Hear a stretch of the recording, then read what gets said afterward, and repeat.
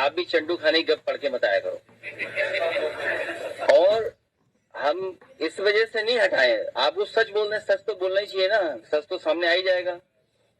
ऐसा हम पे फंड्स की कमी है, फंड्स इतने नहीं दे सकते हैं। अगर आप दे दो तो आप कहोगे उसी कंपनी बाहर कर लेंगे। बताओ आप। विद्या न्यूज़ लाइन में आपका स्वागत है। पश्चिम बंगाल के चुनाव परिणाम ने पूरे विपक्ष को हिला करके रख दिया है। अब उन्हें आगे की रणनीति सूझ नहीं रही है, क्योंकि इस चुनाव परिणाम के बाद अगले साल की शुरुआत में ही 5 राज्यों में विधानसभा चुनाव है और साल के अंत में गुजरात और हिमाचल में चुनाव है। विपक्ष अब ये किसी एक कंक्लूजन में पहुंचना चाहता है कि आगे करना क्या है, क्योंकि अभी तक जो आवाजें निकल रही थी वो अलग अलग निकल रही थी। जैसे ही ममता बनर्जी हारी, वैसे ही एकजुटता का संदेश दिया जाने लगा। हो पाएगा नहीं हो पाएगा ये बात की बात है, लेकिन उसका सबसे ज्यादा असर हुआ है उत्तर प्रदेश में। ये वो सूबा है जो दिल्ली का रास्ता देता है। अखिलेश यादव पीडीए का नारा बुलंद करके हर हाल में 2027 में यूपी का ताज बनना चाहते हैं। इसके लिए बहुत मेहनत कर रहे हैं। जैसे ही पश्चिम बंगाल का चुनाव परिणाम आया, सिहरन बढ़ी और उन्होंने तत्काल सुप्रीम कोर्ट से मांग कर डाली कि जो भी काउंटिंग के दौरान सीसीटीवी कैमरे काम कर रहे थे उसको सबको सार्वजनिक कर दिया जाए, ताकि दिखे कि सिर्फ न्याय हुआ नहीं है, न्याय दिखना भी चाहिए। सुप्रीम कोर्ट चुनाव आयोग क्या फैसला करता है ये तो बात की बात है, लेकिन उसका सबसे बड़ा साइड इफेक्ट ये हुआ है कि जो कंसल्टेंसी देने वाली कंपनी है, चुनाव में मदद करती है पॉलिटिकल पार्टीज की, जिससे कभी प्रशांत किशोर जुड़े हुए थे, आईपैक, वो आईपैक पश्चिम बंगाल में टीएमसी की और तमिलनाडु में डीएमके की मदद कर रही थी। उनके लिए पिच तैयार कर रही थी, उन्हें सलाह दे रही थी। लेकिन मोदी सरकार ने बीच चुनाव में आईपैक के जो डायरेक्टर हैं उनको जो है विनेश चंदेल को करा दिया गिरफ्तार। अब उसकी सारी रणनीति धरी की धरी रह गई। उसे खुद कहना पड़ा कि अब काम करना मुश्किल हो रहा है। उसी आईपैक से अखिलेश यादव ने भी एग्रीमेंट किया था, कॉन्ट्रैक्ट किया था यूपी चुनाव में काम करने के लिए। जैसे ही चुनाव परिणाम आया, दोनों, वहां पर डीएमके हारी तमिलनाडु में, यहां पर पश्चिम बंगाल में टीएमसी हारी और दोनों बुरी तरह से हारे, यहां तक कि दोनों मुख्यमंत्री चुनाव हार गए। तत्काल अखिलेश यादव ने आईपैक से अपना कॉन्ट्रैक्ट खत्म कर लिया। इंडियन एक्सप्रेस की रिपोर्ट के मुताबिक इन चुनाव परिणामों ने हिला करके रख दिया है और अखिलेश यादव को ऐसा मजबूरी में करना पड़ा। आज वो प्रेस कॉन्फ्रेंस कर रहे थे, पत्रकारों ने इसको लेकर के भी सवाल उठाया।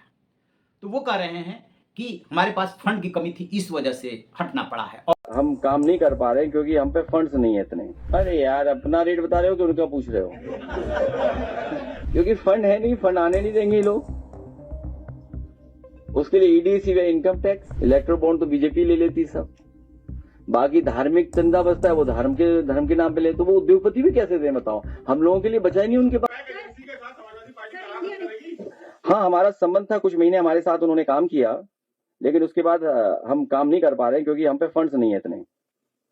और अब हमने सोचा है कि जब जीतने वाली एजेंसी से करना हो, तो जीतने वाली एजेंसीज के बारे में हमें लोगों ने बताया है कि बड़ी बड़ी कंपनियां हैं।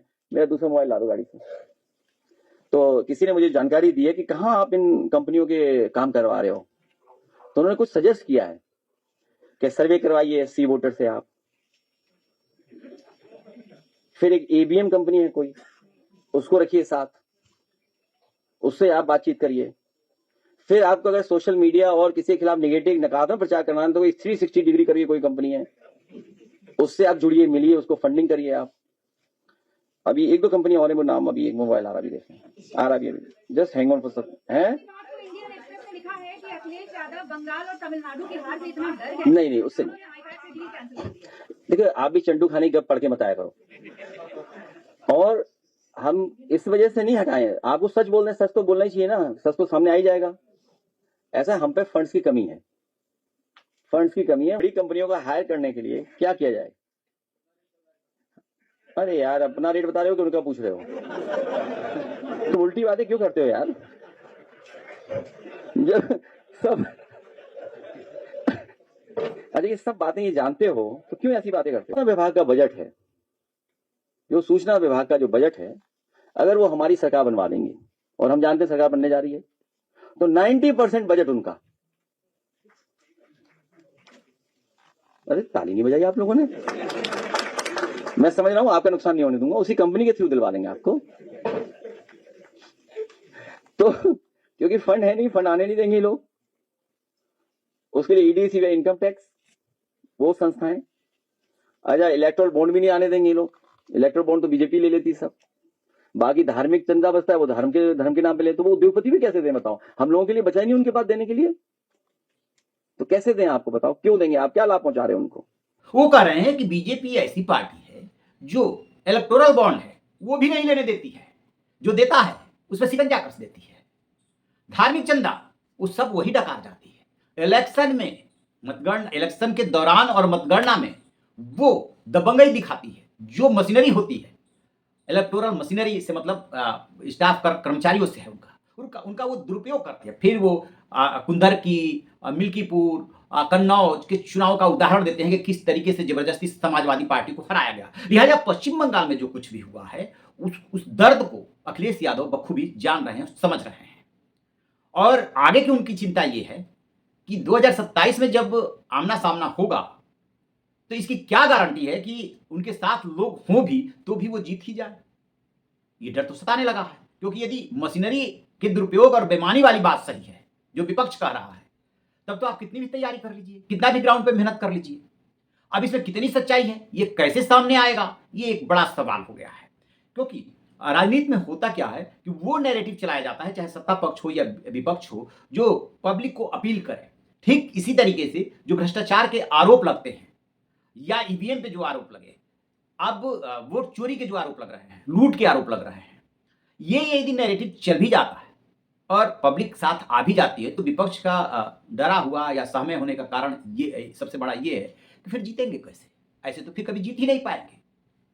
ये अखिलेश यादव सबसे ज्यादा इसको लेकर के चिंतित हैं। और राहुल गांधी ने अपने कार्यकर्ताओं को, यानी पश्चिम बंगाल को थोड़ा झिड़की लगाई है। यदि बड़ा कैनवास बड़ा है, टारगेट बड़ा है, तो छोटे मोटे झगड़ों को भूल जाइए। वो अपने कार्यकर्ताओं से पश्चिम बंगाल के ये कह रहे हैं कि टीएमसी से स्थानीय स्तर पर हमारा विरोध है। और राहुल गांधी भी चुनावी सभाओं में ममता बनर्जी और टीएमसी पर अटैक करते रहे कि यदि यहाँ पे किसी को नौकरी चाहिए तो टीएमसी के गुंडों को पहले नौकरी दी जाती है, और यदि नौकरी चाहिए तो उनसे पहले आप अपना रिश्ता बनाइए, उनको रंगदारी दीजिए, तब जाकर के नौकरी मिलेगी। वो भी परेशान है, लेकिन कह रहे हैं कि फिलहाल बड़ा टारगेट है, इसलिए इस मतभेद को भूलिए और सब लोग एकजुट हो जाइए। जो ममता बनर्जी इंडिया ब्लॉक को कभी घास नहीं डालती थी, वो कह रहे हैं कि सब नेताओं का फोन आ रहा और इंडिया ब्लॉक एकजुट है, अब इसे मजबूत करेंगे। यानी विपक्ष को यह दिखाई दे रहा है यदि एक होकर के आप पूरी तरीके से मजबूत होकर के विरोध नहीं किए तो फिर बड़ा मुश्किल है, आगे आने वाला समय कुछ कह नहीं सकते।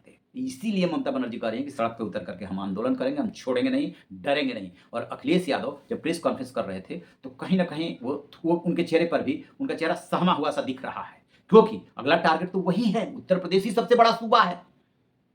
क्या आगे होगा, कितना इनका चुनाव आयोग और सुप्रीम कोर्ट बात मानेगा नहीं मानेगा, लेकिन डर तो बैठ गया है इन लोग के मन में। और भी बहुत सारे उन्होंने सवाल के जवाब दिए। आईपैक से अपने रिश्ते वाली बात उन्होंने कबूली, ये कबूला कि हाँ उत्तर प्रदेश में काम दिया था। फिर कुछ और एजेंसियों के नाम बताए कि ये सलाह दी गई, लेकिन अब वो ऐसा कुछ नहीं करने जा रहे हैं। और इसमें एक बात ये भी आ रही है कि समाजवादी पार्टी के नेताओं में ने भी इसका विरोध किया था, इंटरनल भी कुछ विरोध इसका हो रहा था। इससे बात नहीं बनेगी, बात बनेगी कि जमीन पे जो नेता मजबूत है उसको टिकट ठीक ढंग से मिले और लड़ाई ठीक से हो और लास्ट तक लड़ते रहे। अखिलेश यादव ने एक और बात कही कि लोकसभा चुनाव के संभवतः वो बात कर रहे थे, पहले भी इसका जिक्र किया है कि हमने अपने कार्यकर्ताओं से कहा था कि डटे रहना, किसी भी सूरत में हटना नहीं है। वही काम तो ममता बनर्जी भी कर रही थी। लेकिन यदि विपक्ष के आरोपों में दम है तो ये बहुत बड़ी बात हो जाती है। आपकी क्या राय है? कमेंट बॉक्स में जरूर बताइएगा। Thank you.